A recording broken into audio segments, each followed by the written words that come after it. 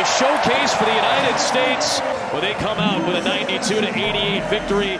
After a game against South Sudan that gave the United States their most competitive game thus far, Team USA would stumble upon one final thriller against Germany.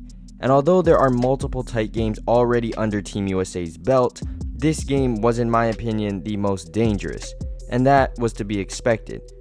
Prior to this year, Germany had taken out the United States in the FIBA World Cup, and thus negating Team USA's chances at a gold medal. He throws it up, and the Germans have done it! They have stunned the United States!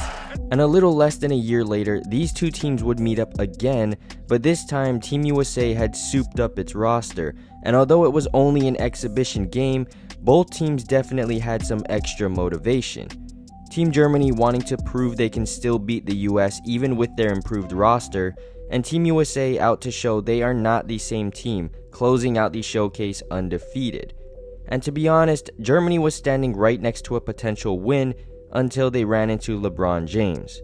Coming off a game winner to lift Team USA over South Sudan, LeBron James came out as the best player on the floor again, and right out of the gate he helped set the tone. For the first points of the game, here's Embiid with the ball off the rebound, LeBron leaks out in transition and Joel hits him for the first highlight of the game. For LeBron James and the reverse adjustment. But he wasn't done yet because here's Jrue Holiday with the ball. As he dribbles up, he looks at LeBron. This subtle look made Franz Wagner attempt a gamble for a steal, putting him a step behind. LeBron took advantage and Jrue set him up perfectly. James on top and down hard. But now it's Jrue's turn to get into the action. Here's LeBron in the post. Jrue cuts to the wide open middle and LeBron passes it to him. Jrue engages Daniel Tice and dumps it down to Embiid.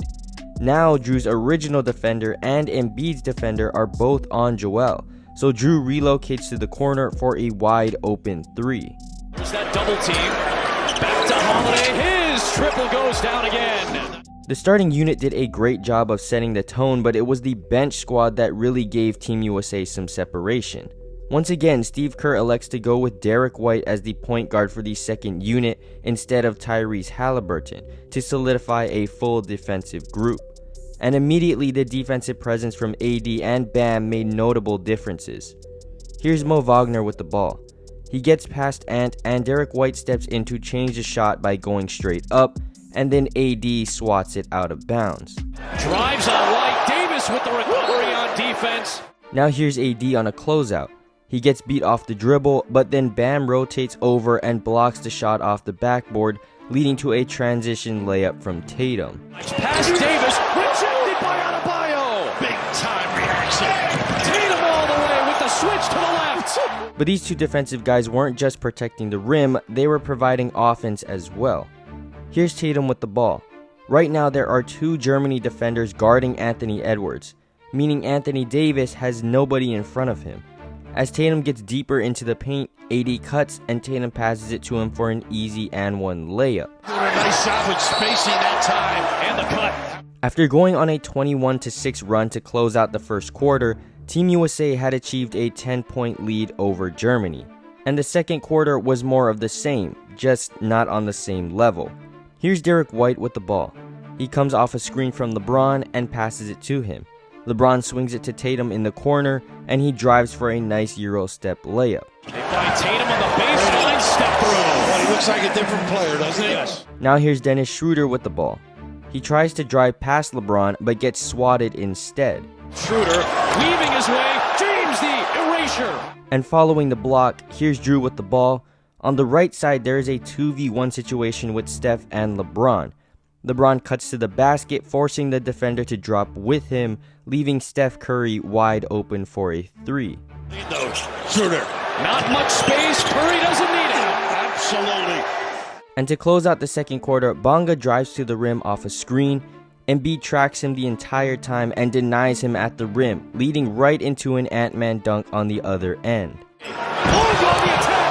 Embiid on the block. What a reaction. Edwards cross all the way. At the half, Team USA had lost some of their lead, but still remained ahead by 7 points.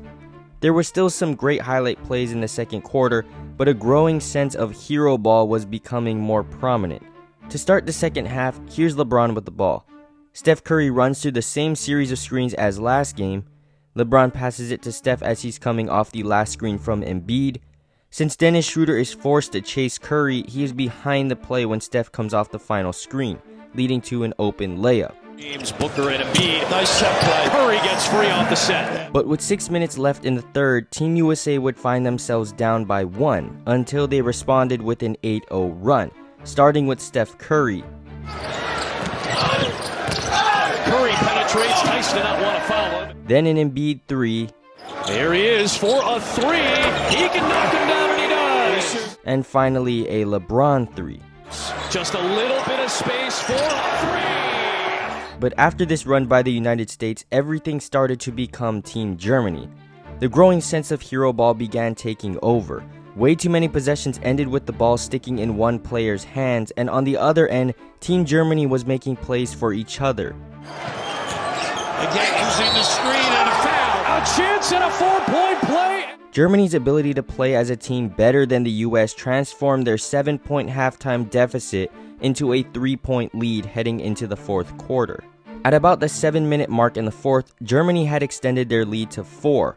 However, it was instantly erased by a 7-0 United States run, starting with a Drew Holiday left-hand floater. Covers, Holiday drives, banks and scores. How about that with the left? Then Steph Curry gets a transition and 1. It's Bonga, accelerates, drives, scores and a foul. And finally a tough and 1 from Devin Booker. And now Booker from Curry, draws some contact, got it to go, and the foul, the U.S. leads. Attacking in transition was vital for Team USA's offense as it forced them to get easy buckets and actually play as a team.